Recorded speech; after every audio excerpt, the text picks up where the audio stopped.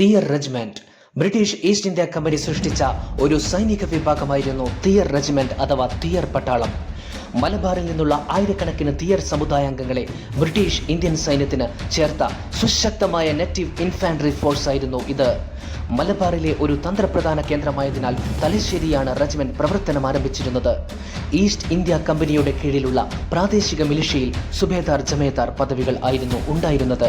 ജമേദാർ പദവി ഇതിൽ ഏറ്റവും ഉയർന്നതും ഉത്തരവാദിത്തമുള്ളതുമായ തസ്തികകളിൽ ഒന്നായി കണക്കാക്കപ്പെട്ടിരുന്നു. ജമേദാർ പദവിയിൽ ഇരുന്ന ആദ്യ വ്യക്തിയും ബ്രിട്ടീഷ് ഇന്ത്യൻ ആർമിയിലെ തിയർ പട്ടാളത്തിൽ പല യുദ്ധങ്ങൾക്ക് നേതൃത്വം വഹിച്ച വ്യക്തിയും ആയിരുന്നു അയ്യത്താൻ ചന്തോമൻ ജമേദാർ. സുബേദാർ ജമേദാർ പദവിയിലിരിക്കെ ഇൻഫാൻട്രിയിൽ നിന്നും ഇദ്ദേഹം വിരമിച്ചു. മാഹിയിലും തലശ്ശേരിയിലും ഫ്രഞ്ച് ബ്രിട്ടീഷ് ഗവൺമെന്റുകൾ രൂപം കൊടുത്ത തിയർ പട്ടാളം എന്നും അറിയപ്പെടുന്നതായിരുന്നു. 1932 തിയർ റെജിമെന്റിനെ പിരിച്ചുവിട്ട് മദ്രാസ് സർക്കാരിന്റെ കത്ത് ചരിത്രത്തിൽ ഇന്നും തെളിവായി അവശേഷിക്കുന്നു.